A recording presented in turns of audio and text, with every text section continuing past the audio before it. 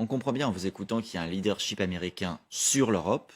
Est-ce qu'il y a toujours un leadership américain à l'échelle du monde? Ou est-ce que cette ère de la domination américaine est déjà terminée et qu'on est Non, déjà entré dans le mais multilatéralisme? il y a plus que l'Europe qui suit les États-Unis. On est seuls à les suivre aussi docilement. La Turquie, par exemple, alors qui n'est pas dans l'Union européenne, mais qui est dans l'OTAN, achète du gaz à la Russie en payant en rouble. Aucun pays européen n'oserait faire ça.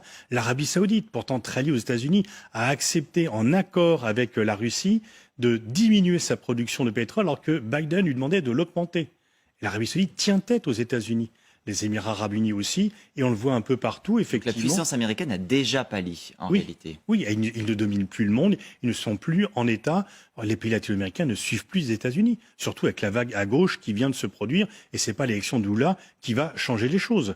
Donc effectivement, on peut dire qu'il y a un leadership assumé et renforcé depuis le début de la guerre des États-Unis sur l'Europe, mais qu'il est effrité partout ailleurs dans le monde. Vous parliez à l'instant de la question de la Chine. Il y a effectivement une guerre commerciale à minima entre États-Unis et Chine. Est-ce que c'est une guerre qui peut aller au-delà du commercial? Qu'est-ce qui est en jeu dans cette relation entre les États-Unis et la Chine? C'est la domination mondiale, tout simplement. C'est la suprématie mondiale. Tant que la Chine ne contestait pas la place de numéro 1 mondial des États-Unis, les Américains ne s'occupaient pas beaucoup des droits de l'homme en Chine.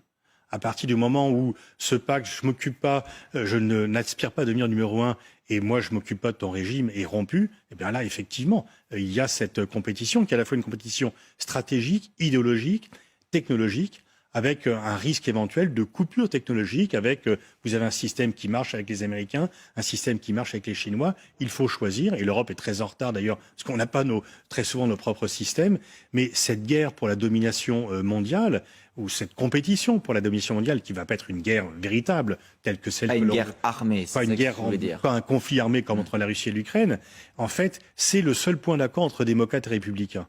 C'est le seul point d'accord entre Biden et Trump. Nous sommes en compétition avec la Chine. La Chine est une menace pour les États-Unis. Il n'y a pas ou il n'y a plus aujourd'hui de différence en termes de politique internationale entre démocrates et républicains? Alors, si, il y a beaucoup de différences sur le reste, sur le climat, par exemple, sur la relation avec l'Europe. Donald Trump s'était retiré des accords de Paris. Voilà, Biden y est revenu. Donc, s'il y a des accords importants, le seul point commun, c'est l'hostilité à la Chine. C'est le seul point commun.